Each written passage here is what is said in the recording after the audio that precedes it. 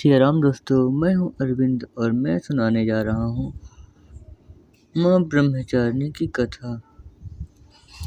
मां दुर्गा की नवशक्ति का दूसरा स्वरूप ब्रह्मचारिणी का है। यहाँ ब्रह्मा का अर्थ तपस्या से है। मां दुर्गा का यह स्वरूप भक्तों और सिद्धों को अनंत फल देता है।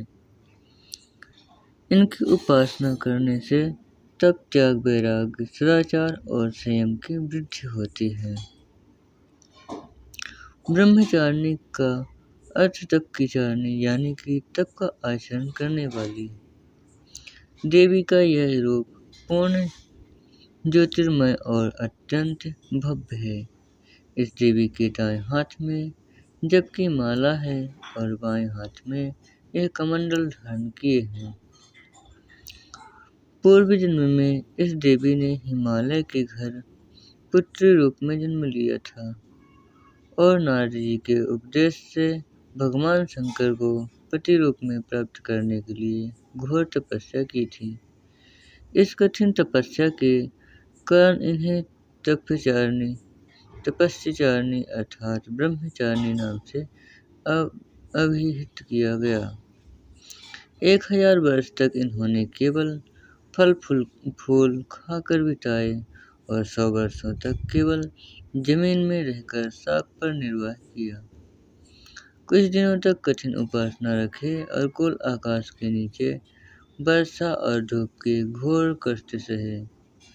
3000 वर्षों तक टूटे हुए बिल्वपत्र खाए और भगवान शंकर की आराधना करती रही। इसके बाद तो उन्होंने सूखे बिल्वपत्र खाना भी छोड़ दिए। कई हजार वर्षों तक निर्जल और निराहार रहकर तपस्या करती रही। पत्तों को खाना छोड़ देने के कारण ही इनका नाम अपर्णा नाम पड़ गया। कठिन तपस्या के कारण देवी का शरीर एकदम क्षीण हो गया। देवता, ऋषि, सिद्धगण, मुनि सभी ने ब्रह्मचारिणी की तपस्या को अभिभूतपूर्ण पुण्य कृत्य बताया, सराहना की और कहा, हे देवी, आज तक किसी ने इस तरह की कठोर तपस्या नहीं की।